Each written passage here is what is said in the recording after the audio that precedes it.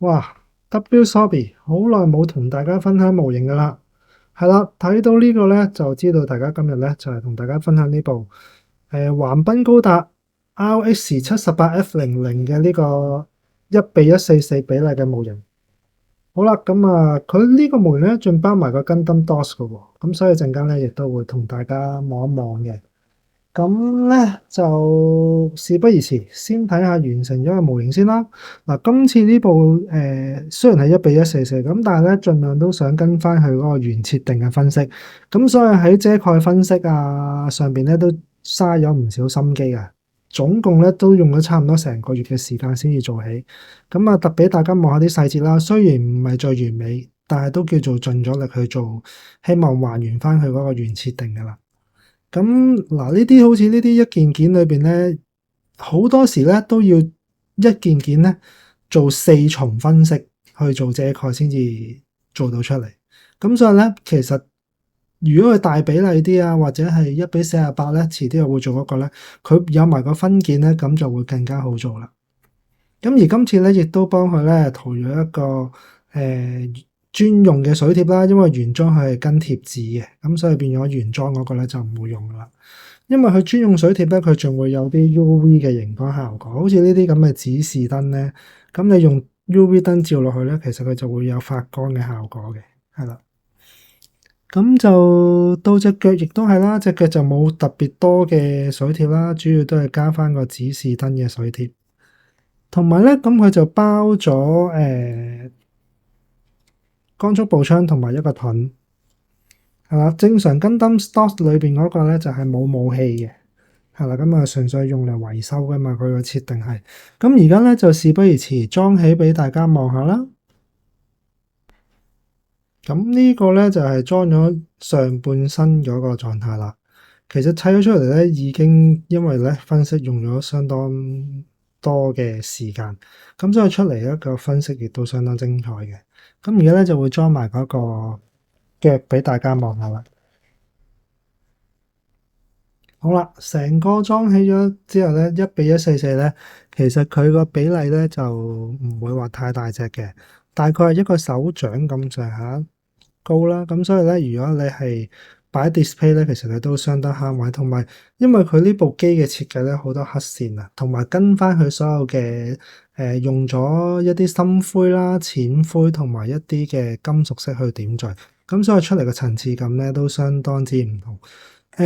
最精彩嘅地方咧，我會覺得係佢個身啦，因為身上邊咧就用咗淺藍色同埋一個深藍色去做一個層次嘅疊序，咁所以變咗出嚟咧，成個效果都相當之唔錯嘅。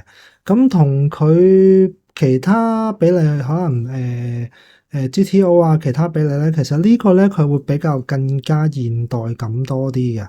咁所以其實出嚟咧個效果咧，黑線啊線條咧就會更加 sharp 啲，咁就各有喜好啦。咁大家其實好多隻1:144咧，其實我覺得呢隻模型咧，其實佢個比例造型上邊 OK 嘅，咁但係你要跟足佢原設定去做翻個配色咧，就相當之花功夫啦。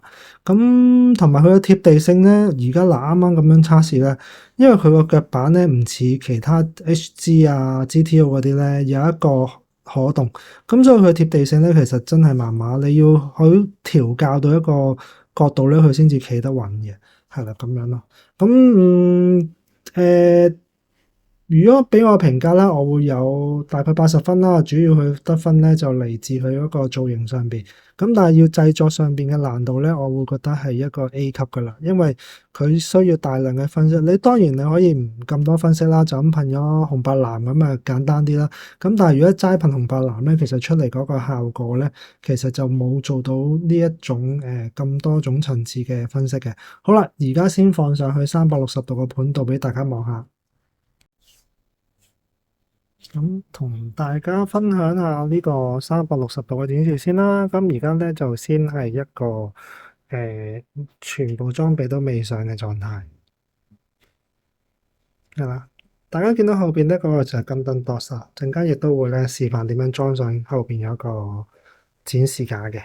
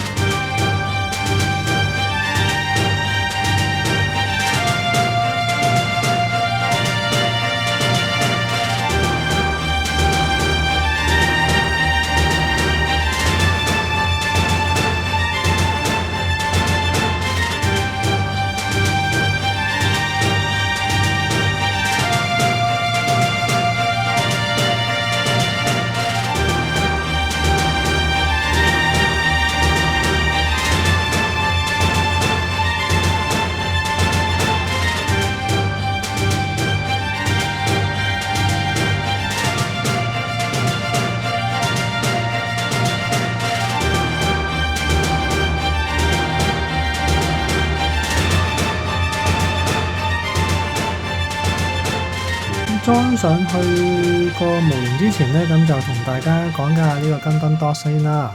咁咧，基本上今次我設計上邊唔係設計，係製作上邊咧就用咗一啲嘅實嘅深灰同埋淺灰去做翻個層次啦。咁盡量跟翻去橫濱嗰個原設定。咁另外咧個陣間個模型咧就會裝喺呢度中間啦。而呢兩個活動門嚟嘅，咁就可以隨意閂同埋關啦。咁就做翻佢嗰個之前橫濱高達裏邊起動嘅時候咧。呢兩個活門咧就可以開關嘅。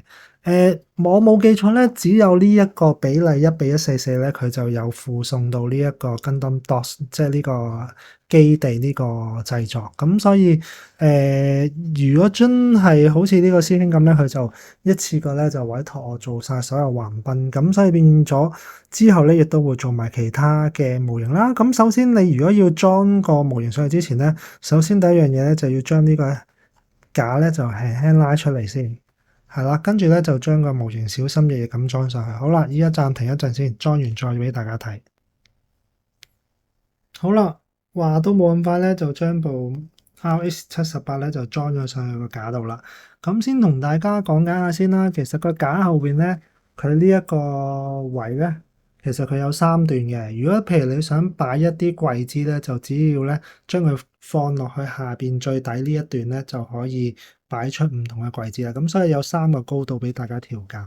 咁今次咧我就擺翻一個最正宗嘅狀態先啦。咁呢一個咧就係裝咗上去 Gundam DOS 之後嗰個成個造型啦。咁我覺得都叫做還原到出嚟啦。咁但係唔知大家喜唔喜歡呢個仲有啊？另外仲有一樣嘢咧，因為今次咧我係用咗熒光水貼嘅，咁所以變咗咧，只要我用 UV 燈照嘅時候咧，後邊咧大家見唔見到後邊嗰個板咧都好似有一啲熒光效果嘅。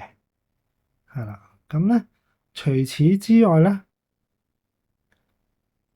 佢模型上邊亦都有熒光效果喎，呢啲 UV 嘅水貼，咁所以變咗都盡量可以咧還原翻咧佢呢部高達夜晚發光嗰個效果啦。雖然咧還原度始終就冇現場咁震撼㗎啦，咁但係咧其實實際上咧都叫做可以盡力咧去還原翻佢嗰個效果嘅。咁好啦，就介紹到呢度先。如果中意我嘅影片咧，大家記得讚好訂閱我Gundam HW Hobby 嘅頻道啦。係咁先，多謝晒，拜拜。